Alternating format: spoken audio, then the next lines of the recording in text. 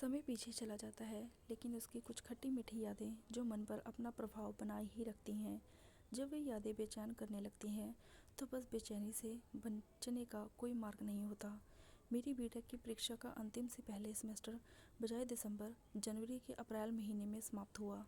तभी गोरखपुर से मुँह बोले चाचा जी की बेटी यानी कि दीदी का फ़ोन आ गया कि घर जाने से पहले 3-4 दिन के लिए आ जाओ। हम गोरखपुर से ही हैं, लेकिन अब दिल्ली रहते हैं। मेरे पिताजी का कोई भाई या बहन नहीं थे, इसलिए उन्होंने दादाजी के एक दोस्त के बेटे को ही अपना भाई मान लिया था। इसलिए मैं उन्हें बचपन से ही चाचा जी कहकर बुलाता हूँ। मेरी आधी पढ़ाई तो गोरखपुर में ही हुई। चाचा जी की बेटे यानी कि दीदी साथ तो मेरे बचपन से ही उनसे बहुत लगाव था, लेकिन इधर कई साल हो गए उन्हें देखा भी नहीं था। उधर गांव से भी फ़ोन आ गया कि गोरखपुर होकर आना। दीदी की शादी हुए लगभग 10 साल हो गए थे। जीजा जी बिजली विभाग में क्लर्क हैं। ऊपरी आमदनी का प्रभाव घर के रखरखाव से तुरंत ही लग गया। मैं उनके घर चला गया।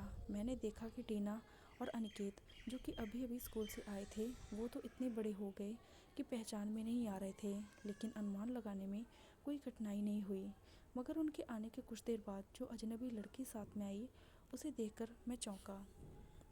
सामान्य से अधिक लंबी, उसकी लंबी और पतले सुंदर पैर देखकर मन अजीब सा हुआ। उसने मामा जी नमस्ते कहा तो मेरी दृष्टि ऊपर गई। उसे देखते ही आंखें फट सी गई। शरीर के अनुपात से कहीं भारी और लंबी थी। उसने संभवतः मुझे देखते हुए देख लिया।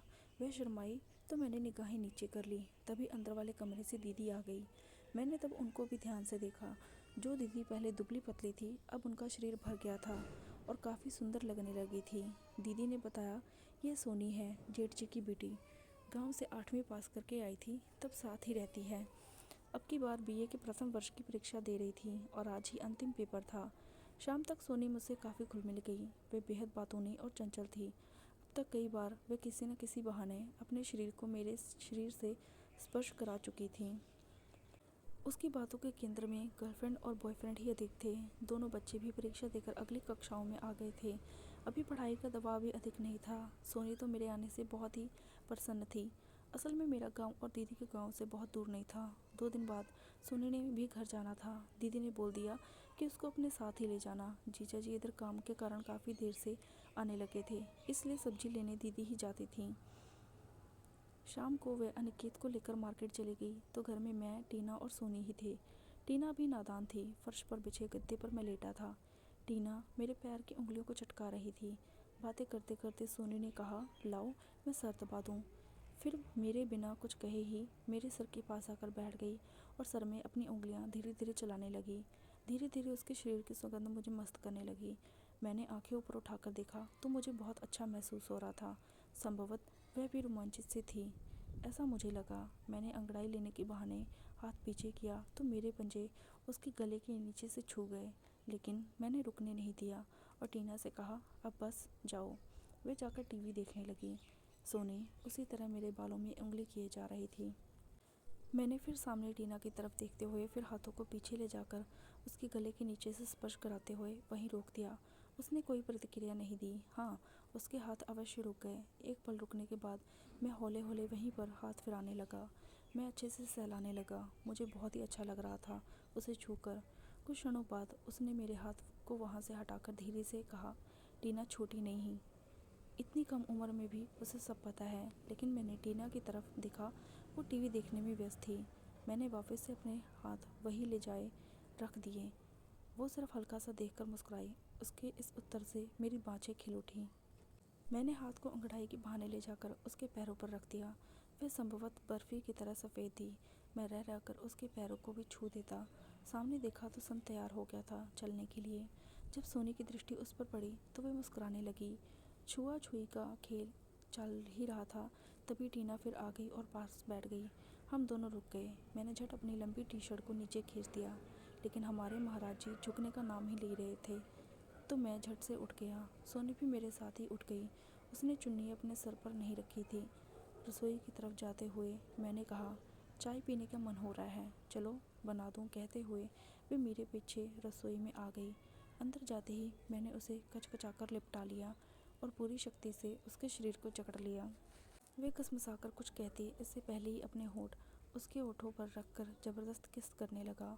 वो भी मेरा साथ दे रही थी। फिर वो थोड़ा हटी और तब वह कांपते स्वर में बोली, छोड़ो, अभी टीना आ जाए तो। मैंने उसे छोड़कर कहा, भगवान कसम, अभी तक मैंने इतनी सुंदर लड़की कहीं नहीं देखी। फिल्मों की हीरोइनें भी फीकी हैं तुम्हारे सामने तो। वह स्थिर हो चुकी थी, बोली, तुम तो बहुत ख़राब हो मामा। मैंने धीरे से कहा, सोनी, मैं बिना तुमको लिए छोड़ूंगा नहीं। उसने ठेंगा दिखाते हुए कहा, बड़े आए लेने वाले, और फिर कमर पर कसकर चुटकी नोचकर भाग गई। दीदी सामान लेकर आई और रसोई में चले गई। दोनों बच्चे पढ़ने बैठ गए तो मैं छत पर चला गया और कुछ देर बाद सोनी को भी पुकार कर ऊपर बुला लिया। हमारी दीदी का मोहल्ला निम्न मध्य वर्गीय मोहल्ला था। छतें एक दूसरे से सटी थीं।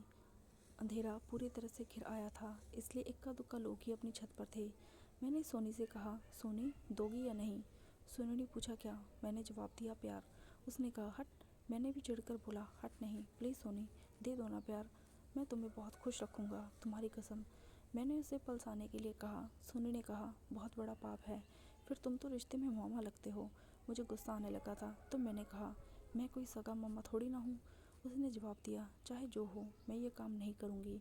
मैं तुमसे प्यार नहीं कर सकती, मुझे डर लगता है। अगर किसी को पता चल गया तो क्या होगा? क्या सोचेंगे मेरे और तुम्हारे बारे में? उसने इस अंदाज में कहा कि मुझे पता लग गया कि अभी तो बात बनने वाली नहीं।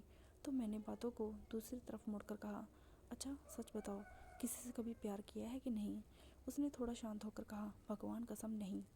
मैंने अंत में कहा, सोनी, मैं बिना तुम्हारा प्यार लिए तुम्हें छोड़ूंगा नहीं। एक न एक दिन तुम मुझसे ज़रूर प्यार करोगी। और फिर इधर उधर की बातें होने लगीं। बात फिर आकर प्यार करने पर रुक गई। अंत में सोनी ने ये वादा किया कि वो मेरे बारे में सोचेगी, समझेगी, फिर बताएगी। बाद के 2 दिनों में वह सोई तो दीदी के कमरे में, क्योंकि दीदी की तबीयत थोड़ी ठीक नहीं थी। यह भी उसी ने बताया। लेकिन दिन में जैसे ही अवसर मिलता हम दोनों एक दूसरे को किस करने लग जाते। एक आध बार तो वह बुरी तरह से रोमांचित भी हो गई, लेकिन उचित अवसर ही नहीं मिला। दीदी भी न जाने क्यों हमें अकेला नहीं छोड़ रही थी। यद्यपि मुझे अंत तक ये लगने लगा कि अगर अकेले मिल जाए तो काम करवा लेगी। मैं तीसरे दिन के बजाय चौथे दिन जाने के लिए तैयार हुआ। उस दिन एतवार था। शहर से हमारे गांव की दूरी अधिक नहीं थी। बीच में बदलकर अंत में 4 किलोमीटर का पैदल या फिर अपने निजी वाहन का रास्ता है। पैसेंजर ट्रेन भी जाती थी। समय थोड़ा अधिक लगता था परंतु आराम था। 12 बजे की गाड़ी थी। प्रोग्राम यह बना कि 4 बजे के लगभग गाड़ी पास के कस्बे पहुंच जाएगी। फिर वहां से बस पकड़कर एक आध घंटे में अपने गांव की सड़क पर पहुंच जाएंगे। आगे अगर फ़ोन लग गया तो कह दिया जाएगा कोई आ जाएगा, नहीं तो किसी रिक्शा से या हम लोग पैदल ही निकल जाएंगे। हमारा क्षेत्र बहुत शांत है, किसी तरह की चोरी डकैती या दूसरी घटनाओं से मुक्त, इसलिए हम लोगों को आने जाने का भय नहीं होता। अक्सर किसी कारण से देर हो जाने के बाद लोग 12-12 बजे रात तक में अकेले आ जाते हैं। यद्यपि सोनी ट्रेन से आने में घबरा रही थी, कहीं लेट ना हो जाए। हुआ भी वही। 12 से 1 बज गया, फिर 2, तब जाकर कहीं गाड़ी आई। फिर घर फ़ोन से बात करने की कोशिश की, लेकिन संभवतः संपर्क न होने के कारण बात नहीं हो पाई। अभी हमारे यहाँ यह सुविधा उतनी अच्छी नहीं थी। जाते जाते चाचा कह गए कि मुहानी पर कोई आ गया तो आ गया, नहीं तो वहीं संपत शाह के यहाँ सामान रखकर पैदल ही चले जाना। हम लोग बैठे तो देर हो जाने की घबराहट थी, लेकिन गाड़ी में बैठते ही हवा हो गई। सोनी खिड़की तरफ बैठी थी, फिर मैं। हम लोगों की यात्रा तो ऐसे कटी जैसे पति पत्नी हो। वे लगातार मेरे हाथों से खेलती रही, कभी कभी अपने हाथों की कोहनियों को मेरे पैरों के ऊपर दबाती। मेरे हाथ तो पूरी यात्रा में किसी न किसी तरह उसकी कमर के संपर्क में ही रहे। अवसर देखकर प्यार भरी बातें भी होती रहीं। मुझे उसकी जानकारियाँ सुनकर आश्चर्य हुआ। उसने बताया कि दीदी और जीजा कभी कभी वैसी फिल्म देखते हैं। कहने लगी कि चाचा चाची तो देर रात तक खेल ही करते हैं। उसने यह भी बताया कि उसने दरवाजे में एक छेद ऐसा कर रखा है कि जिससे वह जब चाहे उन लोगों को देख सकती थी, मगर वह जान नहीं सकते। ऐसे में यात्रा जब समाप्त हुई तो पता चला कि गाड़ी रास्ते में और लेट हो गई। स्टेशन पर पहुंचते पहुंचते 7 बज गए। हल्का अंधेरा हो गया। सोनी डरने लगी, लेकिन बस जल्दी ही मिल गई। कुछ दूर जाने के बाद पहिया पंक्चर हो गया और देर होती देख सोनी घबराने लगी, लेकिन मेरा मन प्रसन्नता से झूम उठा। मैंने निश्चय कर लिया, अब सोनी को अकेला नहीं रहने दूंगा। जब हम लोग मुहानी पर पहुंचे तो 8 का समय हो गया था। अंधेरा घिर आया था, लेकिन चांद भी निकलने की तैयारी में था। सोनी तो रोने लगी कि अब क्या होगा। मैंने दिलासा दिया तो जाने का तैयार हुई। सामान शाहजी के यहाँ रखने गए तो योजना के अनुसार सोनी को थोड़ा दूर खड़ा करके कह दिया कि चाची है। वे अड़ गए कि साइकिल ले लो, लेकिन मैंने ये कहकर मना कर दिया कि वे पैदल ही जाएंगी। गांव में जाने का एक थोड़ा निकट का रास्ता था, लेकिन वे पलाश और कुछ में छोटे से जंगल में से जाता था। मैंने वही रास्ता पकड़ा तो वे रुक गई, क्योंकि उसे पता था कि एक सड़क भी है। लेकिन मेरे समझाने और डर समाप्त कराने के बाद ही वे जाने को तैयार हुई। पगडंडियाँ तमाम थी। मैंने जानबूझकर अलग पगडंडी पकड़ी, क्योंकि बचपन से मैं इतनी बार इधर से गया था कि मुझे रास्ते का चप्पा चप्पा पता था। मेरे कंधे पर एक छोटा सा बैग था जिसमें मेरे कपड़े थे। उसका सामान तो शाहजी के यहाँ रख दिया था। उसने मजबूती से मेरा हाथ पकड़ लिया था। थोड़ी दूर जाकर मैंने कहा, हाथ छोड़ो, मैं जरा एक काम कर लूँ। वे बोली, नहीं, मुझे डर लग रहा है, यहीं तुम अपना काम करो। तब तक चांदनी के प्रकाश का प्रभाव वातावरण में उभर गया था। मैं रोमांचित होने लगा। हाथ उसके कंधे पर रखकर बगल से उसकी गर्दन को सहलाने लगा। वे डर के मारे मुझसे चिपकने लगी। मैंने उसकी गर्दन से हाथ नहीं हटाया। सोनी बोली, मामा, लगता है कि आज तुम मुझे खराब करके ही छोड़ोगे। मतलब ना पूछो, कहकर वे बोली, मुझे भी काम करना है। कहकर वे वहीं बैठ गई। अब तक चांदनी खिल चुकी थी। चारों तरफ सन्नाटा था। मुझे याद आया कि थोड़ा अंदर एक छोटी सी पोखर है। उसमें मैं उसी तरफ उसे लिपटाए चला गया। पोखर में पानी तो कम था, लेकिन उसके किनारे साफ स्थान था। पास में सफ़ेद पुष्प खिले थे। वातावरण मादक था। उसने मस्ती भरे स्वर में कहा, यहाँ क्यों आए? मैंने कहा, तुम्हें लेने के लिए। फिर उससे खड़े खड़े ही लिपट गया। वह मेरे ही बराबर थी। उसके बाल खुल गए थे।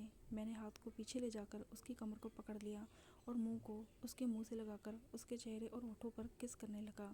उसने भी मुझे जकड़ लिया। वे थोड़ी देर बाद अलग होकर बोली, अब चलो, मुझे डर लग रहा है। मैंने उसकी बात को अनसुना करते हुए बैग खोलकर अपनी लुंगी निकालकर बिछा दी और कहा, अब ना तो मैं बिना काम किए रह सकता हूँ और ना ही तुम बिना मेरा काम ख़त्म करवाए यहाँ से जा सकती हो। फिर मैंने उसे भूमि पर लिटा दिया और उससे लिपट गया। उसने भी मुझसे किस लिया। 5 मिनट की लिपटा लिपटी के बाद मैं उठा और उसे उठाकर उसकी चीज़ें एक तरफ कर दी। उसे नीचे से ऊपर तक सहलाते हुए कहा, सच बताओ सोनी, मेरे अतिरिक्त तुम्हें किसी और ने प्यार किया है या फिर छुआ है? भगवान कसम, नहीं, किसी ने भी कुछ नहीं किया। तो आज मैं सब कुछ करूँगा। कहते हुए मैंने उसको किस करना आरंभ कर दिया। तब मैंने कहा, मेरी गर्दन को सहलाओ। वह बोली, शर्म आती है। लो, अभी मैं शर्म मिटाता हूँ। कहकर मैंने उसे कसकर गले लगा लिया। वह बोली, छोड़ दो ना मामा, पागल हूँ मैं। कहकर मैंने अपना काम शुरू कर दिया। कुछ देर के काम से हम थक गए। वे लंबी लंबी सांसें भर रही थी। अब वह स्थिर हो गई थी। बोली, मामा, अगर कहीं कुछ हो गया तो? पागल, एक बार में नहीं होता। उठो और थोड़ी देर के लिए बैठ जाओ। वे बोली, अब चलो, अब तो कर ही लिया है, देर हो जाएगी। देर तो हो गई, अब थोड़ी देर और सही। ऐसा सुनहरा अवसर अब तो कभी नहीं मिलेगा। उसने कोई उत्तर नहीं दिया। इसका मतलब था कि उसकी भी मौन स्वीकृति थी। मेरे हाथ बालों से लेकर उसकी पीठ तक चल रहे थे। वह भी मेरे बालों में उंगलियां चला रही थी। कभी कभी मेरी कनपटियों को भी सहलाने लगती। मैंने यूं ही पूछा, सोनी, कभी सोचा था कि ऐसे रोमांटिक वातावरण में तुम्हें कोई प्यार करेगा? उसने कोई उत्तर नहीं दिया। मैंने उसे खड़े किया तो वह रोबोट की भांति खड़ी हो गई, बिल्कुल आराम से। मैं भी मनुष्य के आदिम रूप में था। हम पोखर के किनारों पर टहलने लगे। मुझे न जाने क्या सूझी, मैंने उसे उठाकर सामने से उसे अपने कंधों पर बैठा लिया। ऐसा करना मुझे एक अजब आनंद दे रहा था। इसी के साथ मैंने अपने हाथों को ऊपर उठाकर उसकी कमर को पकड़ लिया। इसी तरह पोखर का 3 चक्कर लगाते लगाते वे खुश हो गई तो बोली, मामा, चलो फिर एक बार और हो जाए। मैं उसके इस खुले आमंत्रण से हिल गया। कंधों से उतरकर ले जाकर लुंगी पर उसे बैठा दिया। मैंने उससे कहा, सोनी, यकीन नहीं होता कि तुमने ऐसा कहा। ये सुनते ही मैं गिर पड़ा। हमने खूब मज़ा किया। अपना काम ख़त्म करके हम दोनों उठे और हाथ पकड़कर साथ चल दिए। करीब 10:30 बजे हम दोनों घर पहुँचे। हमने हाथ मुँह धुलकर खाना खाया, सबके साथ बातें की। 12 बजे से पहले पहले हम सब अपने अपने बिस्तर पर लेट गए। मुझे तो नींद नहीं आ रही थी। मेरा अभी मन नहीं भरा था प्यार करके।